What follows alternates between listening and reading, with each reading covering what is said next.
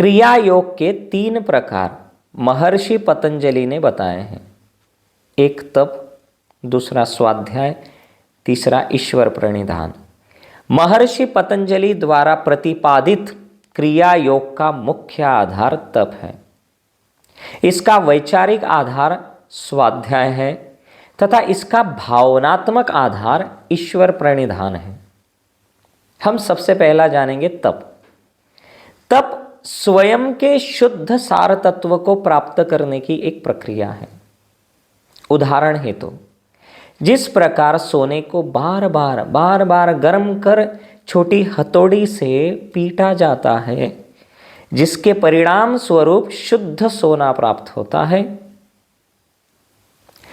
उसी प्रकार योग में तप एक ऐसी प्रक्रिया है जिसके द्वारा शक्ति की अशुद्धियों को जलाकर भस्म किया जाता है। शक्ति की अशुद्धियों को जलाकर भस्म किया जाता है। मैंने ऐसा क्यों कहा? क्योंकि नकारात्मक शक्तियां भी होती है, सकारात्मक शक्तियां भी होती है।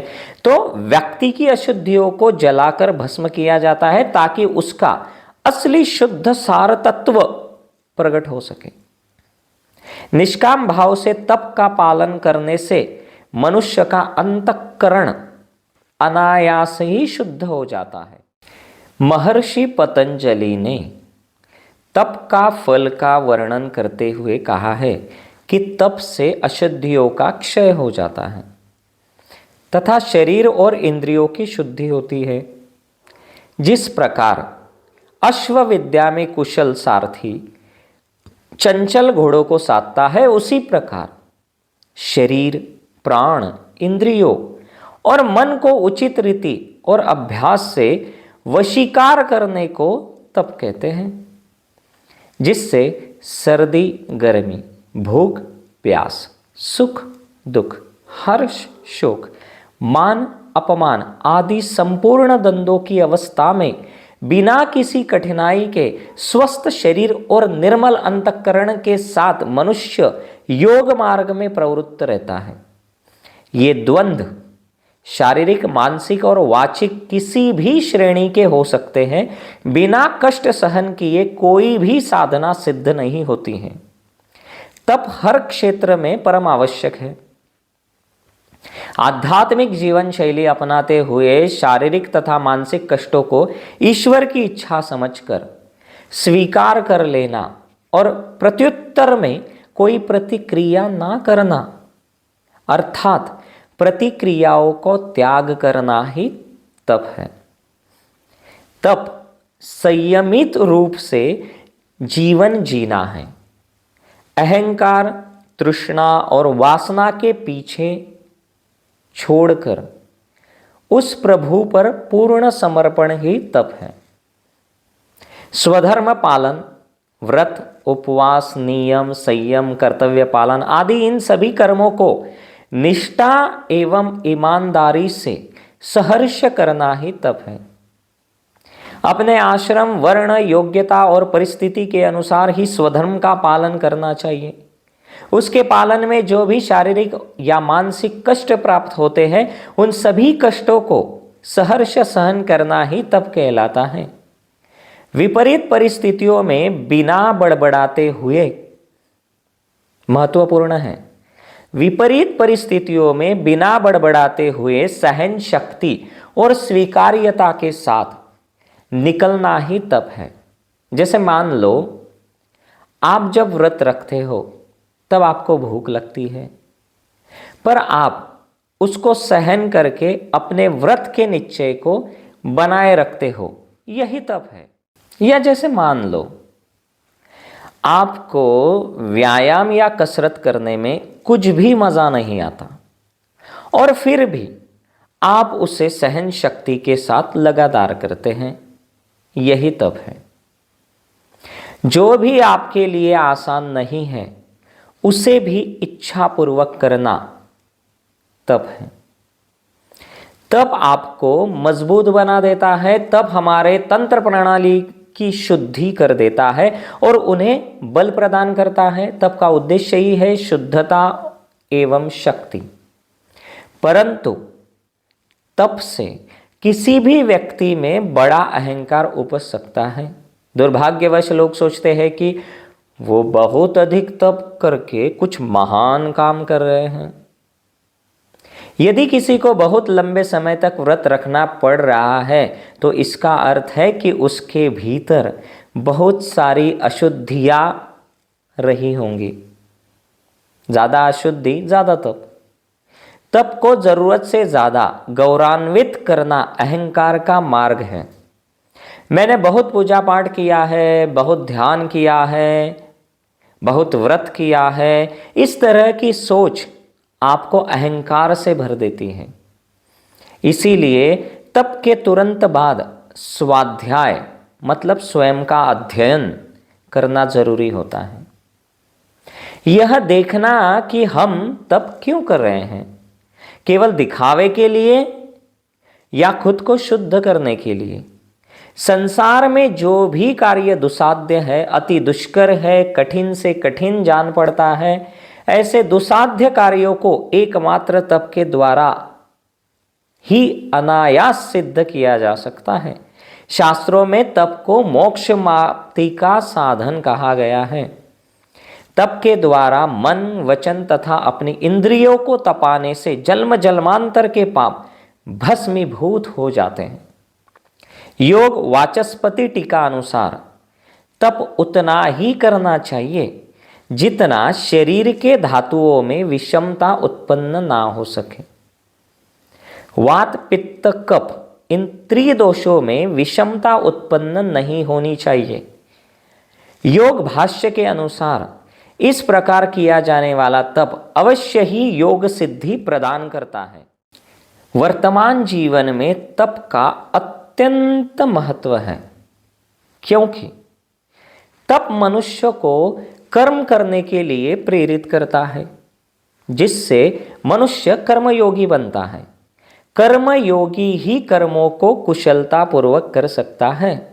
अतः कर्मों में कुशलता लाने के लिए तप नितांत आवश्यक है। तप 3 प्रकार का होता है। शारीरिक मतलब शरीर के लिए, वाचिक मतलब शब्दों के लिए, मानसिक या मानस मतलब मन के लिए। पहला शारीरिक तप अर्थात देवता, गुरु, ज्ञानीजन और ब्राह्मणों का पूजन, पवित्रता, सरलता, ब्रह्मचर्य और अहिंसा से करना शरीर संबंधी तप है। महर्षि पतंजलि के अनुसार आसन, प्राणायाम, यथा योग्य आहार विहार, निद्रा, संयम, यथा योग्य कर्म आदि शारीरिक तप के अंतर्गत आते हैं। दूसरा वाचिक तप मन को उद्विग्न न करने वाले प्रिय तथा हितकारक वचनों और स्वाध्याय के अभ्यास को वाचिक तप कहते हैं। मीठे शब्द, सत्य तथा हितकारी वचन, अच्छे और प्रेरणादायी वाक्य आदि भी वाचिक तप के अंतर्गत आते हैं। तीसरा है मानस तप, मन की प्रसन्नता, शांत भाव, भगवत चिंतन करने का स्वभाव, मन का निग्रह और अंतःकरण के भावों की भली भांति पवित्रता। इस प्रकार यह मन संबंधी तप कहा जाता है। मानसिक तप की यह स्थिति निश्चित ही पूर्वोक्त वर्णित शारीरिक वाचिक तपों के उपरांत अधिक आसान हो जाती है। वास्तव में शारीरिक, वाचिक और मानसिक या मानस तप एक साथ ही किए जाते हैं। इन 3 तप के भी 3 और भेद किए गए हैं, सात्विक, राजसिक और तामसिक। सात्विक तप मनुष्य का फल की आशा से रहित निष्काम भाव से परम श्रद्धा के साथ तथा योग युक्त होकर शारीरिक तप, वाचिक तप और मानस तप इन तीनों प्रकार के तपों को एक साधक की भांति करना ही सात्विक तप कहलाता है। दूसरा है राजसिक तप। चंचल और अस्थिर होकर मान सम्मान, सत्कार, पूजा अथवा पाखंड पूर्वक किया गया तप राजस तप कहलाता है। तामसिक तप जो तप मूढ़ता पूर्वक हठ से मन, वाणी और शरीर की पीड़ा से सहित अथवा दूसरों का अनिष्ट करने के लिए किया जाता है, वह तप तामस तप कहा जाता है। दूसरा है स्वाध्याय। स्वाध्याय का अर्थ है अपने आप को देखना, अपने आप को परखना। स्वाध्याय पद के दो भाग होते हैं, स्व और अध्याय या अध्ययन। स्वाध्याय का तात्पर्य स्वयं का अध्ययन करना है, आत्म विषयक चिंतन व मनन करना, तत्संबंधी श्रेष्ठ ग्रंथों का अध्ययन करना। परंतु मात्र अध्ययन करने को ही स्वाध्याय नहीं कहा जा सकता जब तक कि उस पढ़े हुए, अध्ययन किए हुए का चिंतन मनन न किया जाए। अध्ययन किए हुए शास्त्र पर चिंतन मनन कर, चरित्र में उतार कर, विवेक ज्ञान जागृत कर, परमेश्वर के चरणों में प्रीति कर, भगवत भक्ति जागृत हो, यही स्वाध्याय है। अधिकतर आपको स्वयं ही नहीं पता होता कि आपको क्या क्या चाहिए, क्योंकि अपने भीतर आप कभी भी नहीं देखते हैं। आपने अपने भीतर कभी अपने आप को देखा ही नहीं होता है। आप आते जाते विचारों, इच्छाओं और भावनाओं से बहकते जाते हैं। आपकी इच्छाएं भी आपकी स्वयं की नहीं होती हैं। अधिकतर आप जो स्वयं चाहते हैं उन सब के पीछे आप स्वयं नहीं होते हैं, बल्कि आप दूसरों लोगों के अनुसार चीज़ों के पीछे दौड़ते हैं। दूसरे लोग इसके बारे में क्या कहेंगे, दूसरे लोग इसके बारे में क्या सोचेंगे, दूसरे लोग क्या करेंगे, उसके अनुसार आप अपनी प्राथमिकताएं तय करते हैं। आप कहीं कुछ गलत खा लेते हैं, सुन लेते हैं, देख लेते हैं। ऐसा कुछ भी भोजन, संगति, कुछ देखा या सुना आपके भीतर एक इच्छाओं का झंझावात ले आता है और आप उसी झंझावात को ही अपना स्वरूप समझ बैठते हैं। इसीलिए अधिकतर इच्छाओं की पूर्ति के उपरांत भी आप प्रसन्न नहीं होते हैं। सोचिए, आप प्रसन्न नहीं होते, अथवा इच्छाओं की पूर्ति भी आपको कोई लंबे समय तक रास नहीं आती है। कुछ दिनों में ही वह भ्रम टूट जाता है और फिर आप आश्चर्य करते हो कि आप इस चक्कर में पड़े ही क्यों। कभी कभी तो आप यह भी मानने लगते हैं कि वास्तव में आप यही चाहते थे, इसीलिए यह सब हो रहा है। आप अपने शरीर को शुद्ध कर लेते हो, परंतु क्या आप अपने शरीर को ही अपना मानते हो? क्या आप केवल शरीर मात्र ही हो? आप अपने मन को हल्का कर लेते हो, परंतु क्या आप केवल मन ही हो? क्या आप केवल विचार हो? क्या आप केवल भावनाएं हो? वास्तव में आप हो क्या? यही जानना स्वाध्याय है। यही जानना स्वाध्याय है। अपने शरीर को देखो, अपने शरीर की संवेदनाओं को देखो, अपने मन को देखो, अपने मन की छापों को देखो, अपने विचारों को देखो, अपने सच्चे स्वरूप को देखो, स्वयं को देखो। यही स्वाध्याय है। अपने किसी भी कार्य के पीछे के उद्देश्य को देखना भी स्वाध्याय है, परंतु स्वाध्याय का अर्थ मात्र इतना न होकर अत्यंत व्यापक है।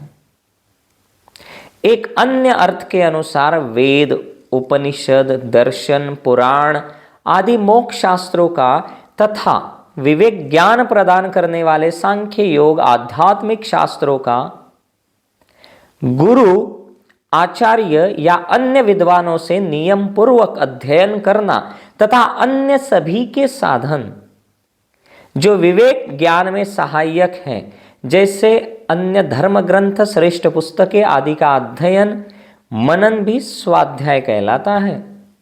श्रेष्ठ साहित्य की प्रकाश में आत्म अनुसंधान की ओर गति ही स्वाध्याय है।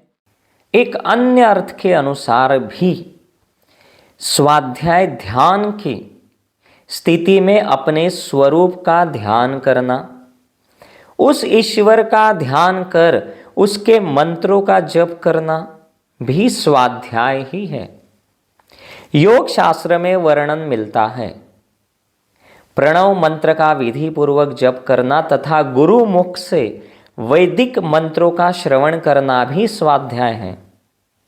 योग भाष्य में महर्षि व्यास जी ने भी स्वाध्याय का वर्णन करते हुए लिखा है, मोक्ष प्राप्ति के लिए जो शास्त्र सहायक हो उन शास्त्रों का अध्ययन करना तथा उन्हें अपने आचरण में, अपने जीवन में उतारना ही स्वाध्याय है। स्वयं को समझना, अपने गुण अवगुण को बनाए रखना और आत्म तत्व की प्राप्ति ही स्वाध्याय का उद्देश्य है। स्वयं का मनन चिंतन करने से अपने अंदर के विकारों का पता लगता है। स्वयं के अंतर मन में व्याप्त कलुषित विचारों का अध्ययन कर उन्हें दूर करने का मार्गदर्शन मिलता है। आत्मज्ञान द्वारा, विवेक ज्ञान द्वारा उन्हें दूर किया जा सकता है। स्वाध्याय आपको सभी दुख, क्लेश, भय, चिंता और असुरक्षितताओं की भावनाओं से मुक्त कर देता है। आपके अंदर तुरंत उल्लास और प्रकाश जागता है, जिससे मानव जीवन उत्कृष्ट बनता है, क्योंकि तप के द्वारा साधक अपने कर्मों को उत्कृष्ट बना सकता है और साधना की ओर अग्रसर हो सकता है। वही स्वाध्याय द्वारा साधक अपने इष्ट के दर्शन कर ज्ञान योग का अधिकारी बनता है। विवेक ज्ञान की प्राप्ति जीवन को दिव्य बना सकती है। महर्षि पतंजलि ने स्वाध्याय का फल बताते हुए कहा है, स्वाध्याय के प्रति निष्ठा जब साधक को प्राप्त हो जाती है, तब उसे अपनी इच्छा अनुसार अपने इष्ट देवता, ऋषियों का तथा सिद्धों का दर्शन होता है तथा वे उन्हें आशीर्वाद देकर अनुग्रहित करते हैं। वे साधक के कार्य संपादन में सहायता प्रदान करते हैं। साधक अपने इष्ट से, अपने आराध्य से एक प्रकार से जुड़ जाता है, एक रस हो जाता है। यह स्वाध्याय आपको आगे बढ़ाकर पूरे अज्ञात ब्रह्मांड से जोड़ देता है। स्वाध्याय से प्रभु चरणों में प्रीति होती है, भगवत भक्ति का जागरण होता है। जो साधक स्वाध्यायशील होते हैं उनके लिए प्रभु की शरण सहज हो जाती है। स्वाध्याय साधक को ज्ञान योगी बनाता है। स्वाध्याय से विवेक ज्ञान की प्राप्ति होती है। क्या सही है, क्या गलत है का ज्ञान साधक को हो जाता है, जो कि प्रगति या उन्नति के मार्ग में अति आवश्यक है। स्वाध्याय तप से एक कदम और आगे ले जाता है। तीसरा है ईश्वर प्रणिधान या ईश्वर शरणागति। ईश्वर प्रणिधान का अर्थ है ईश्वर के प्रति प्रेम, भक्ति और समर्पण। ईश्वर के प्रति प्रेम, भक्ति और समर्पण, यह एकमात्र ऐसा साधन है जिसमें साधक स्वयं समर्पित हो जाता है। ईश्वर के प्रति समर्पण को श्रद्धा और प्रज्ञा का स्रोत कहा जाता है। ईश्वर के प्रति समर्पण एक ऐसी जागृति है, एक ऐसा बोध है जिसमें अपना अस्तित्व समाप्त कर उस परमात्मा के अस्तित्व में विलीन हो जाना, परमात्मा के अस्तित्व का भान हो जाना। जब यह ज्ञान प्राप्त हो जाता है तब सारे अंधकार का नाश हो जाता है और सर्वत्र परमात्मा का ही प्रकाश दिखाई देता है। तब यह अनुभूति होती है कि सब कुछ ईश्वर ही है। जो भी सब मैं हूं वह भी ईश्वर ही है। ईश्वर सर्वशक्तिमान और सर्वोपरि है और मैं कुछ भी नहीं। यह शरीर और पूरा ब्रह्मांड ईश्वर का ही तो है। यह मन भी ईश्वर का ही है। यह मन और इसके सारे द्वंद्व भी ईश्वर के ही हैं। यह मन और इसकी सुंदरता भी ईश्वर की ही है। यह बुद्धि और इसके अंदर का ज्ञान भी ईश्वर ही है। इस तरह का समर्पण ही ईश्वर प्रणिधान है। ईश्वर को अपने शरीर का एक एक अंग अर्पण कर दो। जीवन के प्रत्येक क्षण को अर्पण करो। हर श्वास, हर विचार, हर भावना, प्रत्येक संकल्प, हर कर्म, चाहे अच्छा हो या बुरा, जैसा भी हो, सब कुछ अर्पण कर दो। अपने सभी भावनाओं को, अपनी सभी वासनाओं को, दुर्गुणों को और जो भी तुम अपने आप में बुरा समझते हो उन सबको भी अर्पण कर दो। जो भी तुम्हारे अंदर नकारात्मक है और जो भी तुम्हारे अंदर सकारात्मक है उन सभी को अर्पित कर दो। नकारात्मकता को अर्पण कर देने से तुम मुक्त हो जाओगे और सकारात्मकता को अर्पण कर देने से तुम अहंकार से मुक्त हो जाओगे। तुम्हें अहंकार नहीं होगा। चित्त की सारी वृत्तियां समाप्त हो जाती है। यह केवल आपके ऊपर ही है कि आप सब कुछ समर्पित करते हो या नहीं करते हो। आप ईश्वर से सामीप्य महसूस करते हो या नहीं करते हो।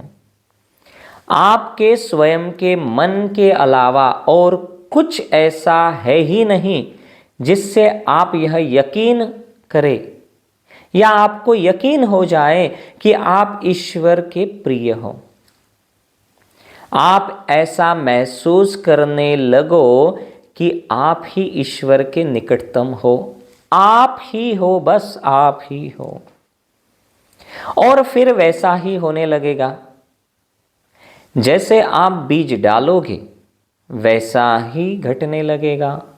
अपने समस्त कर्मों में, अपने समस्त कर्मों के फल को ईश्वर को समर्पित करना एवं कर्मफल का पूर्ण रूपेण त्याग कर देना ही ईश्वर प्रणिधान है। जब आप अपने कर्म फल का त्याग करते हैं तो निश्चित रूप से आप जो भी कार्य करते हैं वह स्वार्थ रहित, पक्षपात रहित कार्य करते हैं। आपका चित्त निर्मल हो जाता है, एकदम निर्मल हो जाता है। आपके मन में राग द्वेष जैसी भावनाएं जागृत ही नहीं होती, जागृति नहीं होती। अनन्य भक्ति भाव से ईश्वर का मनन चिंतन करना, अपने आप को पूर्ण रूपेण ईश्वर को समर्पित कर देना ही ईश्वर प्रणिधान है। ईश्वर प्रणिधान ईश्वर की एक विशेष प्रकार की भक्ति है जिसमें भक्त शरीर, मन, इंद्रिय, प्राण आदि तथा उसके समस्त कर्मों को उसके फलों सहित अपने समस्त जीवन को ईश्वर को समर्पित कर देता है। इस भक्ति विशेष के कारण समाधि का मार्ग कंटक विहीन हो जाता है। सारी बाधाएं, सारे विघ्न नष्ट हो जाते हैं। सभी अशुद्धियों का नाश हो जाता है। इन अशुद्धियों में अंतराय व सहविक्षेप ऐसे दो प्रकार होते हैं। आपके समस्त दुखों और क्लेशों का अंत हो जाता है। ईश्वर की विशेष अनुकंपा प्राप्त होती है और साधक को योग सिद्धि प्राप्त होती है। बिना भक्ति के स्वाध्याय भी रूखा सूखा ही है। बिना भक्ति के स्वाध्याय भी रूखा सूखा ही है। समर्पण के बिना स्वाध्याय में कोई रस नहीं है। बिना प्रेम और भक्ति के आध्यात्मिक पथ में कोई आनंद ही नहीं है। बिना भक्ति के आध्यात्मिक पथ ऐसे ही है जैसे कोई फीकी खीर या बिना नमक के बेस्वाद सब्जी है। जब साधक पूर्ण रूपेण खाली होकर स्वयं को ईश्वर को समर्पित कर देता है, तब ईश्वर उसका हाथ उसी प्रकार थाम लेते हैं जिस प्रकार एक पिता अपने बच्चे का हाथ थाम लेता है और अपने बच्चे को पग पग पर गलत रास्तों से बचाते हुए उचित मार्गदर्शन करता है। ईश्वर प्रणिधान आपको आनंद से भर देता है, आनंद से भर देता है और समाधि की अवस्था में ले जाता है। मनुष्य जीवन का मुख्य उद्देश्य मोक्ष या कैवल्य की प्राप्ति है और यही मोक्ष सिद्धि के लिए ईश्वर प्रणिधान आवश्यक है। ईश्वर की उपासना या ईश्वर के प्रति पूर्ण समर्पण ही योग में सिद्धि मिलने के लिए जरूरी होती है, क्योंकि इससे ही योग में सिद्धि मिलती है। निर्विष समाधि जो आध्यात्मिक जीवन का परम लक्ष्य है, निर्विष समाधि जो आध्यात्मिक जीवन का परम लक्ष्य है, वो ईश्वर प्रणिधान से ही प्राप्त हो सकती है। क्रिया योग का उत्कर्ष ईश्वर प्रणिधान है। तप वास्तव में शरीर मन वाणी विचारों का सही सामंजस्य है, जो कि तत्व को जानने में सीढ़ी का कार्य करता है। स्वाध्याय अर्थात जागरूक होना, अपने आप के विचारों और भावनाओं के प्रति जागरूक होना। ईश्वर प्रणिधान अर्थात ईश्वर के प्रति श्रद्धा भाव और आस्था। तप स्वाध्याय ईश्वर प्रणिधान यही क्रिया योग है। तप स्वाध्याय ईश्वर प्रणिधान यही क्रिया योग है। इन्हीं तीनों से ही क्रिया योग घटित होता है। समाधि और समता के लिए मार्ग प्रशस्त होता है। जिस प्रकार मुखमंडल की सुंदरता के लिए सभी अंगों का होना आवश्यक है, उसी प्रकार जीवन में सौंदर्य लाने के लिए तप स्वाध्याय तथा ईश्वर प्रणिधान का सुंदर समन्वय नितांत आवश्यक है, जिससे कि जीवन दिव्यता व उत्कृष्टता को प्राप्त कर मोक्ष को प्राप्त कर सके।